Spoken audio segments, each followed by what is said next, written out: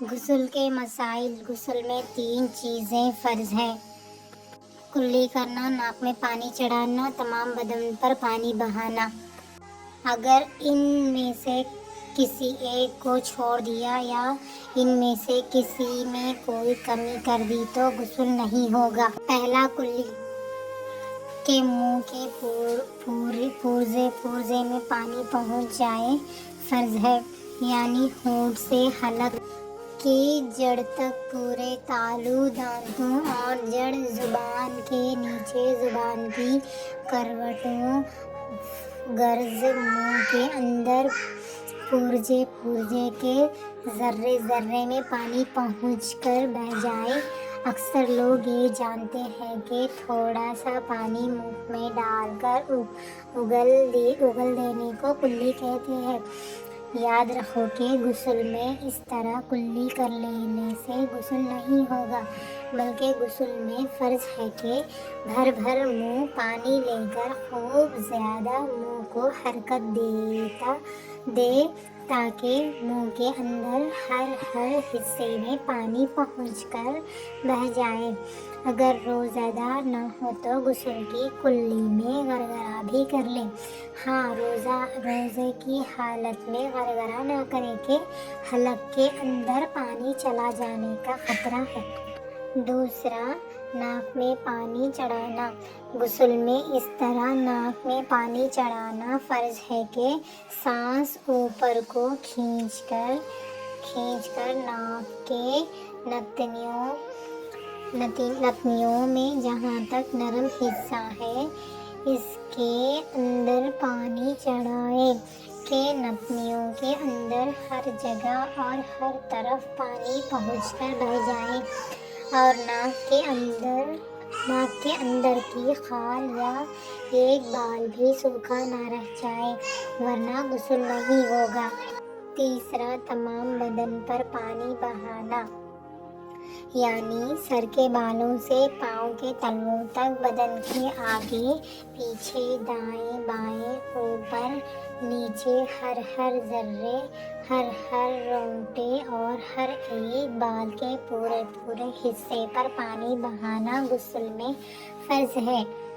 بعض لوگ سر پر پانی ڈال کر بدن پر ادھر ادھر ہاتھ پھیر لیتے ہیں اور پانی بدن پر پوچھ لیتے ہیں اور سمجھتے ہیں کہ غسل ہو گیا، حالانکہ بدن کے بہت سے ایسے حصے ہیں کہ اگر احتیاط کے ساتھ غسل میں ان کا دھیان نہ رکھے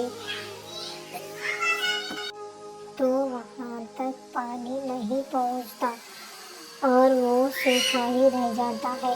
یاد رکھو کہ اس طرح نہانے سے غسل نہیں ہوگا اور آدمی نماز پڑھنے کے قابل نہیں ہوگا، لہٰذا ضروری ہے کہ غسل کرتے وقت خاص طور پر ان چند جگہوں پر پانی پہنچانے کا دھیان رکھیں: سر اور داڑھی، مونچھ، بھوؤں کے ایک بال اور بدن کے ہر رونٹے کی جڑ سے نوک تک دھل جانے کا خیال رکھیں۔ اسی طرح کان کا جو حصہ نظر نہیں آتا ہے، اس کی گھراریوں اور سوراخ، اسی طرح ٹھوڑی اور گلے کا جوڑ، پیٹ کی بلٹین، بغلیں، ناف کے غار، ران اور پیڑوں کا جوڑ، جنگاسا، دونوں سرینوں کے ملنے کی جگہ، جگر اور خصیوں کے ملنے کی جگہ، خصیوں کے نیچے کی جگہ، عورت کے ڈھلکے ہوئے پستان کے نیچے کا حصہ، عورت کے شرمگاہ کے ہر حصہ، ان سب کو خیال سے پانی بہہ کر دھوئیں تاکہ ہر جگہ پانی پہنچ کر بہہ جائے۔ غسل کا طریقہ۔ غسل کرنے کا طریقہ یہ ہے کہ نیت یعنی دل میں نہانے کا ارادہ کر کے پہلے گھٹنوں تک دونوں ہاتھوں کو 3 مرتبہ دھوئیں، پھر استنجا کی جگہ کو دھوئیں، خواہ نجاست لگی ہو یا نہ ہو۔ پھر بدن پر اگر کہیں نجاست لگی ہو تو اس کو بھی دھوئیں۔ اس کے بعد وضو کریں اور کلی کرنے اور ناک میں پانی چڑھانے میں خوب مبالغہ کریں۔ پھر ہاتھ میں پانی لے کر سارے بدن پر ہاتھ پھرا پھرا کر بدن کو ملیں، خصوصاً جاڑوں میں، تاکہ کہیں بدن کا کوئی حصہ پانی بہنے سے نہ رہ جائے۔ پھر داہنے کندھے پر 3 بار پانی بہائیں، پھر 3 بار بائیں کندھے پر پانی بہائیں، پھر سر پر اور پورے بدن پر 3 مرتبہ پانی بہائیں اور تمام بدن کے ہر حصے کو خوب مل مل کر دھوئیں، اور اچھی طرح دھیان رکھیں کہ کہیں ذرہ برابر بدن کی کھال یا کوئی رونگٹا یا بال پانی بہنے سے نہ رہ جائے۔ ضروری تنبیہ: بہت لوگ ایسا کرتے ہیں کہ نجس تہبند باندھ کر غسل کرتے ہیں اور یہ خیال کرتے ہیں کہ نہانے میں ناپاک تہبند اور بدن سب پاک ہو جائے گا۔ حالانکہ ایسا نہیں، بلکہ پانی ڈال کر تہبند اور بدن پر ہاتھ پھرانے سے تہبند کی نجاست اور زیادہ پھیلتی ہے اور سارے بدن بلکہ نہانے کے برتن تک کو نجس کر دیتی ہے۔ اس لیے نہانے میں لازم ہے کہ پہلے بدن کو اور اس کپڑے کو جس کو پہن کر نہاتے ہیں دھو کر پاک کر لیں، ورنہ غسل تو کیا ہوگا۔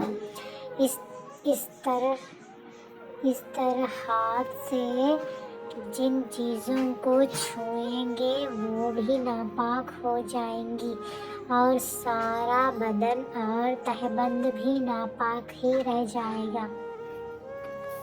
مثلاً غسل میں سر کے بال گوندھے ہوئے نہ ہوں تو ہر بال پر جڑ سے نوک تک پانی بہنا ضروری ہے، اور اگر گوندھے ہوئے ہوں تو مرد پر فرض ہے کہ ان کو کھول کر جڑ سے نوک تک ہر بال پر پانی بہائیں، اور عورت پر صرف بال کی جڑوں کو تر کر لینا ضروری ہے۔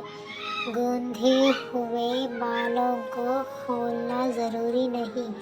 ہاں، اگر چوٹی اتنی سخت گوندھی ہوئی ہو کہ بے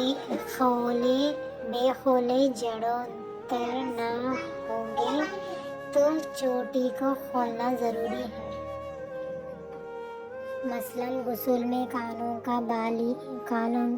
کی بالیوں اور ناک کی کیل کو، سوراخوں میں بالیوں اور کیل کو پھرا کر پانی پہنچانا ضروری ہے۔ کن کن چیزوں سے غسل فرض ہو جاتا ہے؟ جن چیزوں سے غسل فرض ہو جاتا ہے وہ 5 ہیں۔ پہلا، منی کا اپنی جگہ سے شہوت کے ساتھ جدا ہو کر نکلنا۔ دوسرا، احتلام یعنی سوتے میں منی نکل جانا۔ تیسرا، ذکر کے سر کا عورت کے آگے یا پیچھے یا مرد کے پیچھے داخل ہونا، دونوں پر غسل فرض کر دیتا ہے۔ چوتھا، حیض کا ختم ہونا۔ پانچواں، نفاس سے فارغ ہونا۔ مثلاً جمعہ، عید، بقرعید، عرفہ کے دن اور احرام باندھتے وقت غسل کر لینا سنت ہے۔ مثلاً میدان عرفات اور مزدلفہ میں ٹہرنے اور حرم کعبہ اور روضہ منورہ کی حاضری، طواف کعبہ، مینا میں داخل ہونے، زمروں کو کنکریاں مارنے کے لیے غسل کر لینا مستحب ہے۔ اسی طرح شب قدر، شب برات، عرفہ کی رات میں مردہ نہلانے کے بعد جنوں اور غشی سے ہوش میں آنے کے بعد، نیا کپڑا پہننے کے لیے سفر سے آنے کے بعد، استحاضہ بند ہونے کے بعد، گناہ سے توبہ کرنے کے لیے، نماز سے استسقاء کے لیے، گرہن کے وقت نماز کے لیے، خوف تاریخی آندھی کے وقت، ان سب صورتوں میں غسل کر لینا مستحب ہے۔ مثلاً جس پر غسل فرض ہو اس کو بغیر نہائے مسجد میں جانا، طواف کرنا، قرآن مجید کا چھونا، قرآن شریف پڑھنا، کسی آیت کو لکھنا حرام ہے، اور فقہ و حدیث اور دوسری دینی کتابوں کو چھونا مکروہ ہے، مگر آیت کی جگہوں پر ان کتابوں میں بھی ہاتھ لگانا حرام ہے۔ مثلاً درود شریف اور دعاؤں کے پڑھنے میں حرج نہیں، مگر بہتر یہ ہے کہ وضو یا کلی کرے۔ مثلاً غسل خانہ کے اندر اگرچہ چھت نہ ہو تو ننگے بدن نہانے میں کوئی حرج نہیں۔ ہاں، عورتوں کو بہت زیادہ احتیاط کی ضرورت ہے، مگر ننگے نہائے تو قبلہ کی طرف منہ نہ کرے، اور اگر تہبند باندھے ہوئے ہو تو نہاتے وقت قبلہ کی طرف منہ کرنے میں کوئی حرج نہیں۔ مثلاً عورتوں کو بیٹھ کر نہانا بہتر ہے، مرد کھڑے ہو کر نہائے یا بیٹھ کر، دونوں صورتوں میں کچھ حرج نہیں۔